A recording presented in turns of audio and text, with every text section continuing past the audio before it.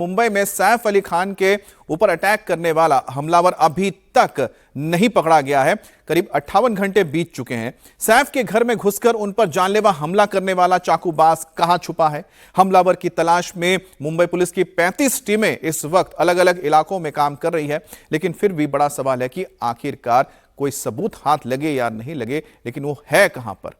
सवाल है कि आखिरकार सैफ के ऊपर यह हमला हुआ क्यों, इसकी असली वजह क्या है? क्योंकि करीना ने पुलिस को यही बताया है कि हमलावर ने घर में जो ज्वेलरी रखी थी उसे तक नहीं चुराया।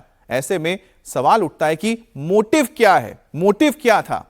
फिलहाल मुंबई पुलिस ने हमलावर की तलाश तेज कर दी है। थोड़ी देर पहले मुंबई पुलिस की टीम सैफ अली खान के घर के पास पहुंची थी और मुंबई पुलिस की टीम ने सैफ के घर के आसपास लगे सीसीटीवी फुटेज को एक बार फिर से खंगाला है, जांच की है। जिस जगह मुंबई पुलिस की टीम जांच कर रही थी वो सैफ के घर के पीछे का रास्ता है, जहां से आप देखिए ये पीछे का रास्ता सीधा जाते हुए जैसे ही बाएं मुड़ेंगे तो वो पीछे का रास्ता आएगा, जहां से पार्किंग के लिए भी यहां पर एंट्री होती है। और यहां पर देखिए जो पीछे वाला इलाका है वहां जाके इसलिए देखने की कोशिश हो रही है क्योंकि बताया जा रहा है कि जो हमलावर है वो पीछे के रास्ते से ही घर के अंदर दाखिल हुआ था। अब मुंबई पुलिस की टीम इस मामले में अब तक करीब 50 लोगों से पूछताछ कर चुकी है। हमले के बाद चाकूबाज कहां फरार हुआ, पुलिस की जांच के दायरे में कितने किरदार हैं, किस किस से पूछताछ हो रही है या फिर हो चुकी है, वो भी आपको दिखा रहे हैं।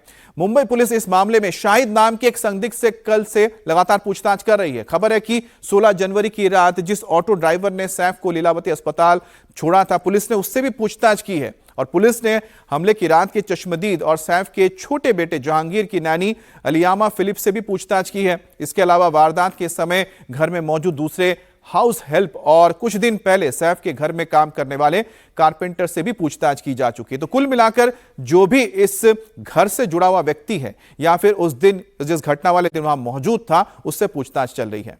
इस बीच सैफ के घर पर हमला करने वाला एक और सीसीटीवी फुटेज सामने आया, यानी कि हमलावर का एक और सीसीटीवी फुटेज मिला है जहां पर वो दादर इलाके में एक मोबाइल की दुकान पर नजर आ रहा है। देखिए नीली टी शर्ट इसने पहन रखी है, इसके पीछे काला बैग टंगा हुआ है, जो काला बैग आपको लगातार हर वीडियो में नजर आएगा।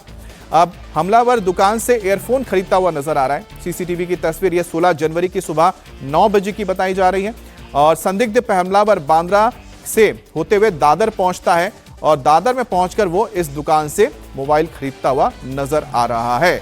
तो कुल मिलाकर देखा जाए तो इस वक्त पुलिस के हाथ में जो सबसे बड़ा सबूत कुछ है या फिर कहें कि या फिर कोई सबसे बड़ा क्लू है तो ये वीडियोस हैं जो पुलिस के हाथ लग रहे हैं सीसीटीवी के। फिलहाल मुंबई पुलिस की तरफ से जो जानकारी मिल रही है उसके मुताबिक सैफ अली खान पर हमले के बाद आरोपी वहां से बांद्रा की तरफ बढ़ा। बांद्रा में उसने कपड़ा बदला और उसके बाद ऐसा बताया जा रहा है कि वो दादर की तरफ आया।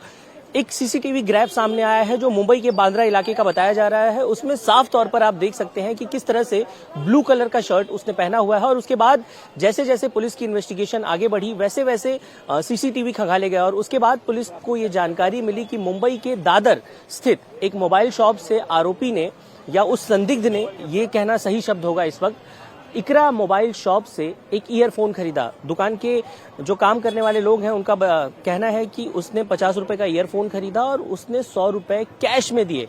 अब अगर आप देखें तो फिलहाल दुकान का जो मालिक है वो इस वक्त दुकान को बंद करके कहीं गया हुआ है। लगातार हम उससे संपर्क स्थापित करने की कोशिश कर रहे हैं, लेकिन इस मामले के बाद पुलिस की इन्वेस्टिगेशन के बाद कहीं न कहीं वो डरा हुआ है और यही कारण है कि वो इस वक्त अब दुकान खोलने का नाम नहीं ले रहा। लगातार हमारी उससे बातचीत हो रही है, उसका कहना है कि हम थोड़ी देर में आ जाएंगे, लेकिन अभी तक उसकी तरफ से कोई भी प्रतिक्रिया नहीं आई है। शुरुआती दौर में जब हमारी उससे बात हुई उसने बताया कि दुकान पर जो है हसन नाम का व्यक्ति था। जिस व्यक्ति से हमारी बात हुई आपको बता दें वो भी उसी दुकान में काम करता है, दोनों उसी दुकान में काम करते हैं, लेकिन फिलहाल अब ये दुकान बंद है, बंद करके वो चला गया है। पुलिस की इन्वेस्टिगेशन आप इस बात से अंदाजा लगा सकते हैं कि कितनी गहरी होती जा रही है कि बांद्रा इलाके से वो सीसीटीवी खंगालते हुए दादर तक पहुंचे हैं। ऐसे में ये राज दिन ब दिन गहराता जा रहा है। देखिए कारण ये है कि जिस संदिग्ध को फिलहाल बांद्रा पुलिस स्टेशन में रखा गया है उसे लेकर अभी तक पुलिस ये स्पष्ट नहीं कर रही है, ये बता नहीं रही है कि क्या ये वही आरोपी है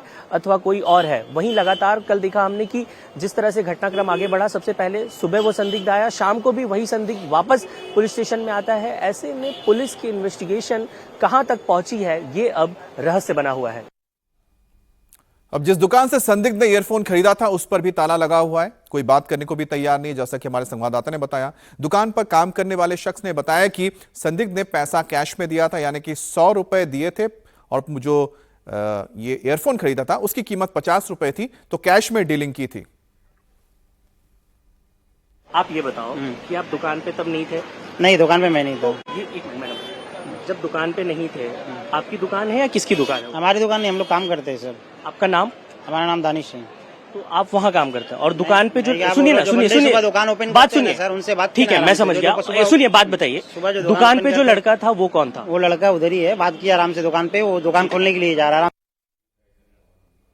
और इससे पहले इसी संदिग्ध का एक और सीसीटीवी फुटेज भी सामने आया। यह सीसीटीवी फुटेज 16 जनवरी करीब सुबह 7 बजे की है। यह सीसीटीवी फुटेज सैफ के घर और बांद्रा के लकी होटल के इलाके का है। वीडियो में दिख रहा है कि यह घटना के बाद यह संदिग्ध जाता हुआ नजर आ रहा है, जिसने कपड़े बदल लिए हैं और इसके टी शर्ट का रंग बदल चुका है, लेकिन पीछे जो बैग है वही बैग है जो बैग आपको सैफ अली खान के घर में जब दाखिल हुआ था, यह बैग उसने टांग रखी थी, वही बैग यहां पर नजर आ रही है। अब मुंबई पुलिस सैफ के घर के सीसीटीवी फुटेज को भी खंगाल रही है। सैफ के घर का अब तक 2 सीसीटीवी फुटेज सामने आ चुका है। तो पहला सीसीटीवी फुटेज है वो रात के 1:38 का है, जिस वक्त ये घटना हुई थी। उस वक्त ये आरोपी घुसता हुआ नजर आ रहा है, चेहरे पर इसने गमछा बांध रखा है, पीछे बैग काली बैग इसने टांग रखी है। उसके बाद दूसरा जो फुटेज आया वो रात 2:33 का था, 1 घंटे बाद का, जब वारदात होने के बाद वो यहां से भागता हुआ नजर आ रहा है। उसके बाद 16 तारीख की सुबह 7 बजे की तस्वीर आप देख रहे हैं जो बांद्रा से है, और इसी ब्लू टी शर्ट में वो फिर से नजर आ रहा है सुबह 9 बजे जब वो मोबाइल के शॉप पे जाता है। राजेश हमारे साथ जुड़ गए हैं। राजेश, क्या इस वक्त कुछ और लोगों से पूछताछ चल रही है, और क्या जो जिनका नाम भजन सिंह, जो रिक्शा वाले हैं जिन्होंने सैफ अली खान को वारदात वाले दिन अस्पताल पहुंचाया था, उनके साथ पूछताछ हो चुकी है?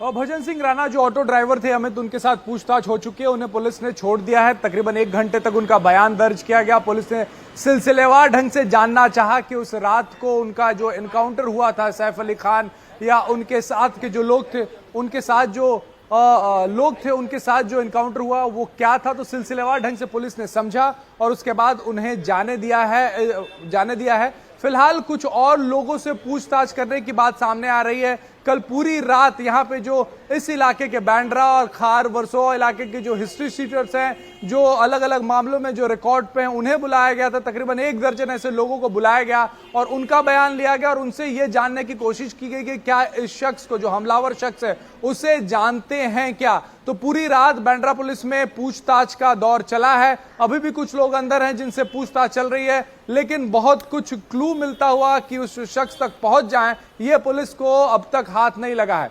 जी अमित। ठीक है, तो जैसा कि अभी बता रहे हैं राजेश की पूछताछ चल रही है। ऑटो ड्राइवर से तो पूछताछ हो चुकी है, लेकिन इसके अलावा पुलिस अब पूरे इलाके के आसपास, यानी कि जहां पर सैफ अली खान का घर है उसके आसपास के इलाके में अब ना सिर्फ सीसीटीवी को देख रही है, बल्कि वहां पर लोगों से भी बातचीत करना शुरू किया जा रहा है। यानी कि ह्यूमन इंटेलिजेंस बहुत महत्वपूर्ण हो जाता है इस पूरे केस में आपको क्रैक करने के लिए।